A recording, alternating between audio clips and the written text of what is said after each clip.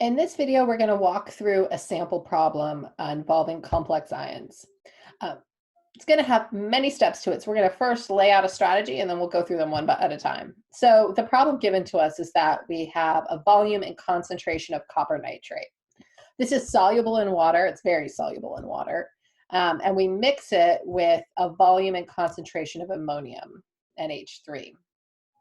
The question is, what is the copper ion concentration in the solution once it's at equilibrium?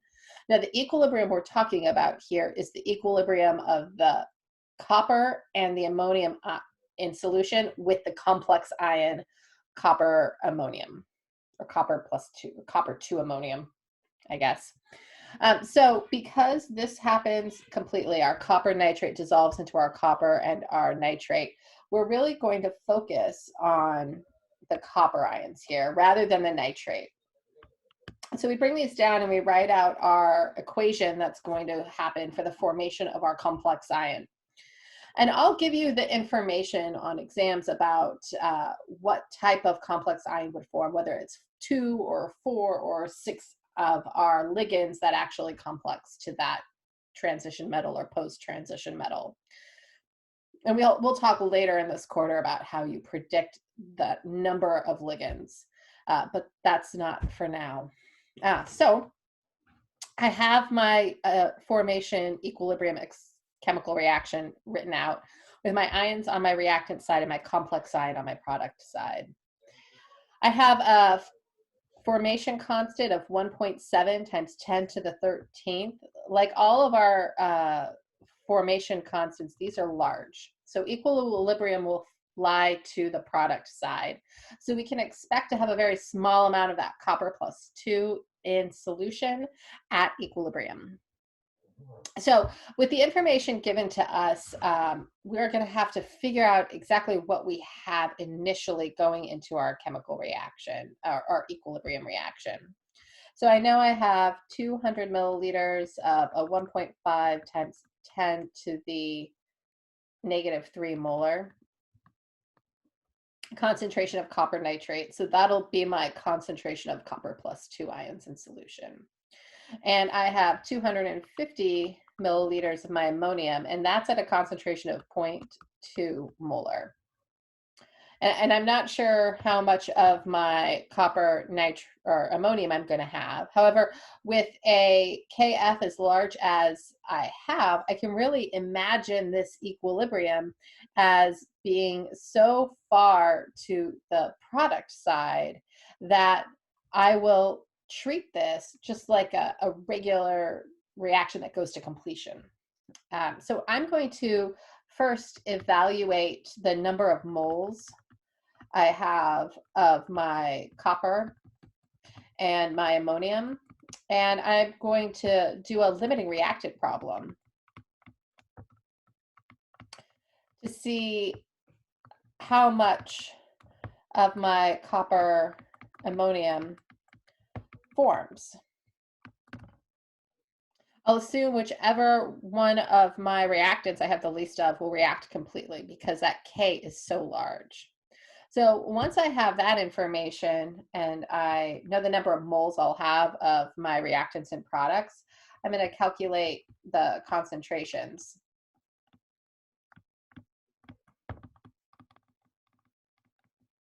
And these concentrations will be initial concentrations for thinking about the equilibrium that will establish. But I'm going to first make the assumption that all of my product forms. And then I'm going to see how much of my reactants reform to figure out that copper plus 2 concentration. From there, I'm going to complete an ice table calculation to determine the amount of copper plus 2.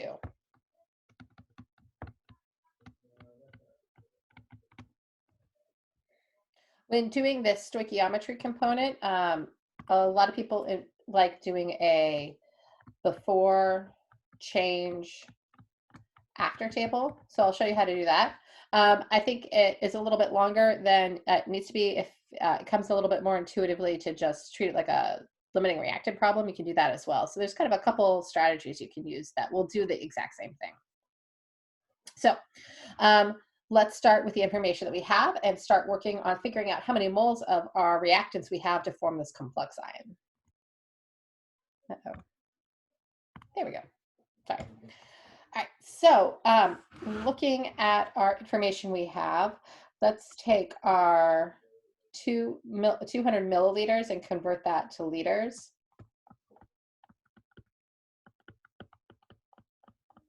This is for our copper +2.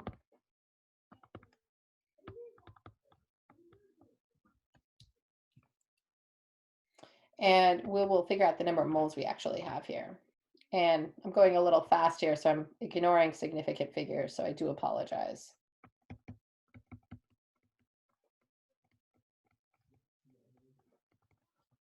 So looking at this, I'm going to have 0.0003, or 3 times 10 to the negative 4th moles of my copper +2 ions in solution. Okay, next I'm going to look at my ammonium. So I'm starting out with 250 milliliters. I convert into liters.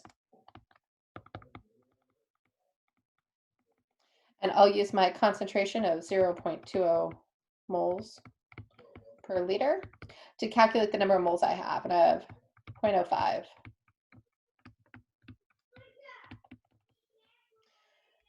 So I have more moles of ammonium, but I also need more for my reaction, 4 times as many. But it's looking like that copper is going to be my limiting reactant. But I can confirm that by first taking a look at my moles of copper and converting that into moles of my copper ammonium, and then doing the same with the ammonium. So if I assume my copper +2 is the limiting reactant, then I'm going to have, sorry,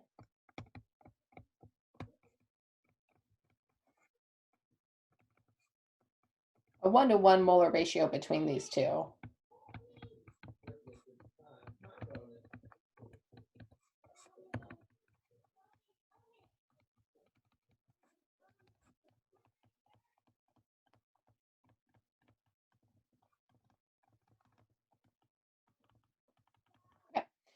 So it'll be the same number of moles, and that's just showing you how to do it the long way. I'm now going to focus on the ammonium, and that is going to be 0.0. So here, assume ammonium is the limiting reactant, 0.05. And this is a 1-to-4 ratio. So it'll 1 mole of my copper ammonium will form from 4 moles of my ammonium. And so that's going to give me a, I'm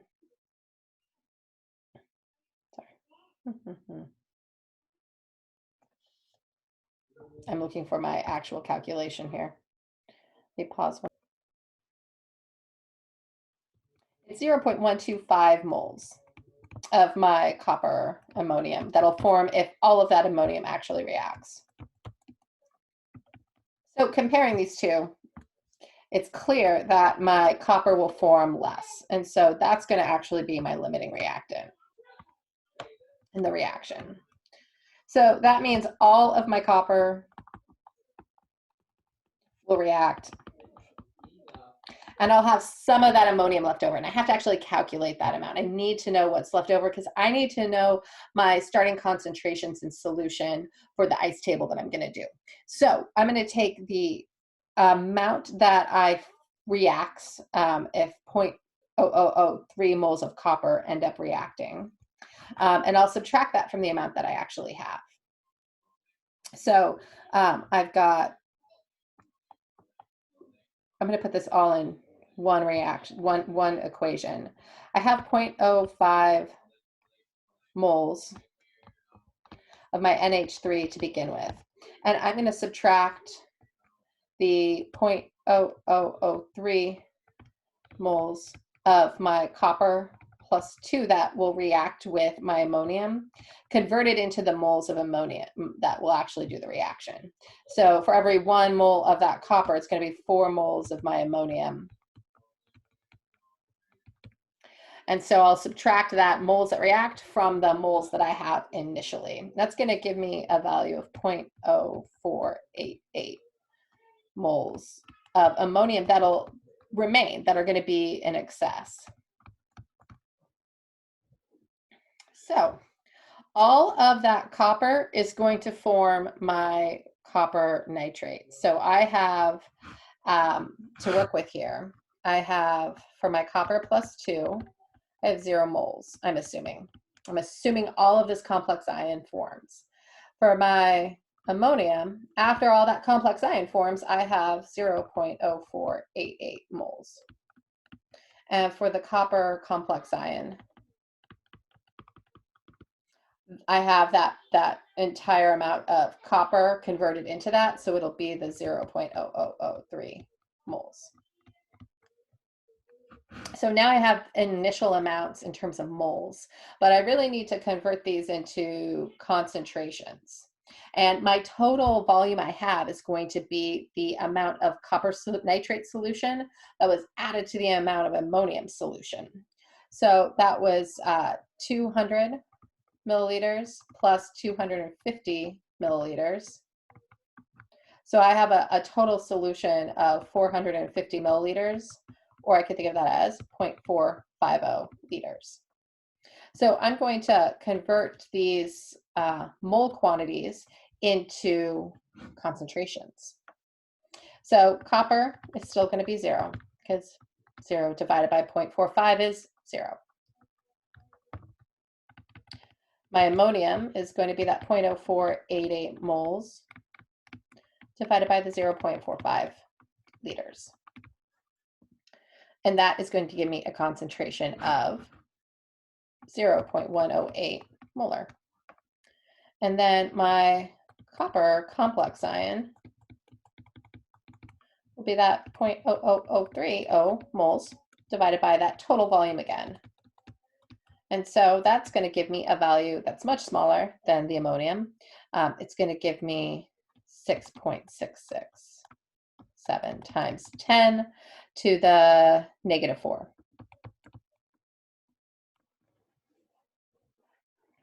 I have concentrations. So I went through this method the way that is most intuitive to me. Some people prefer using a before or change after table instead to track these stoichiometry calculations. So I'm going to highlight this, and I'm going to backtrack a little bit and show that method before we continue on to our ICE table. But this right here is going to go into our ICE table that we're going to create for our final step.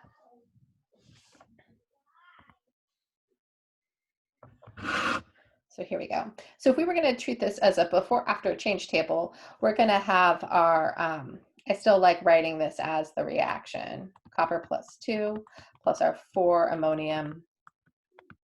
It's going to give us our copper ammonium complex ion. We'll do before, change, after.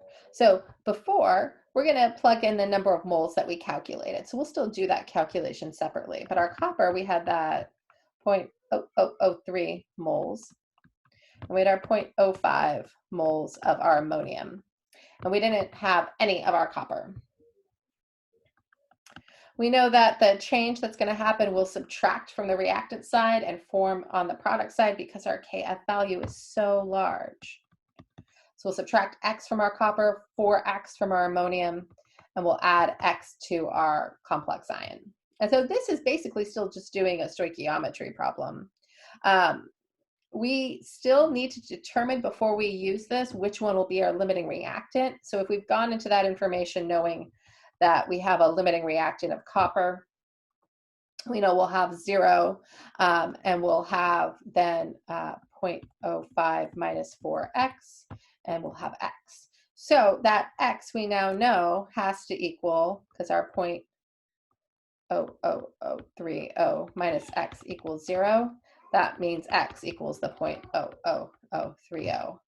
And now I can plug that value in to my equations I've set up here, and I'll get the concentrations that, or the number of moles that we have.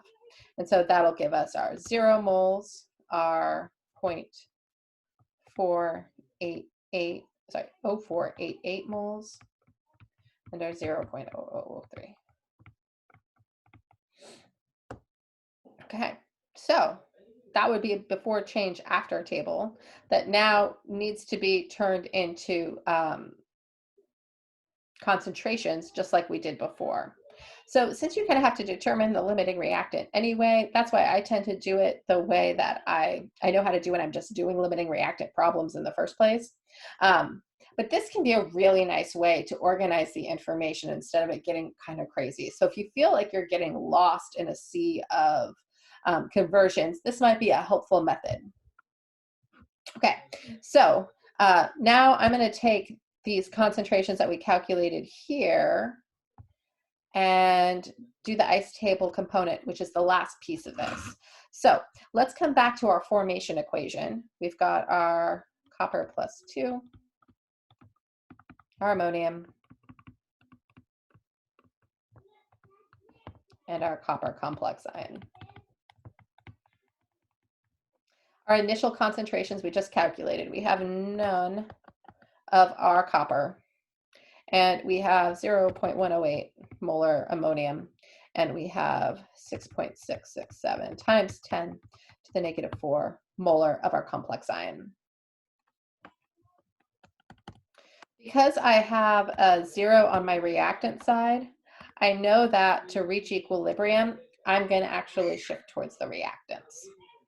So I will gain on the reactant side. Almost forgot to balance that reaction. That won't work so well. And subtract on my product side. So at equilibrium, I'll have x.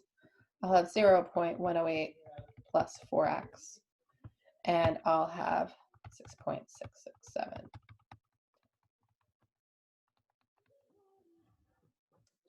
And so now I have equilibrium concentrations. And as a reminder, that Kf value, that formation constant value that describes this equilibrium was 1.7 times 10 to the 13th power.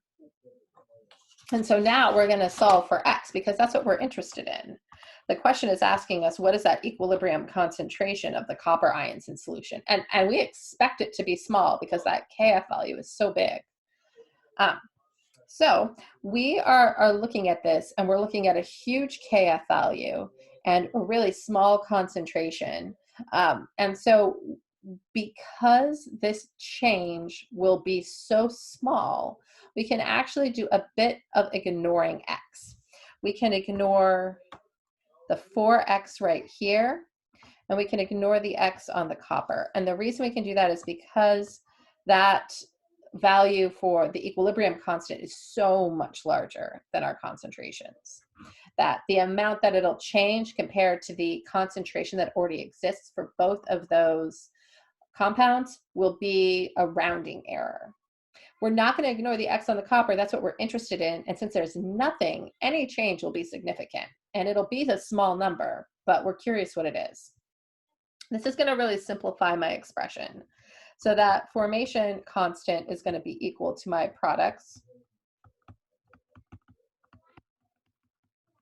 concentration divided by my reactants.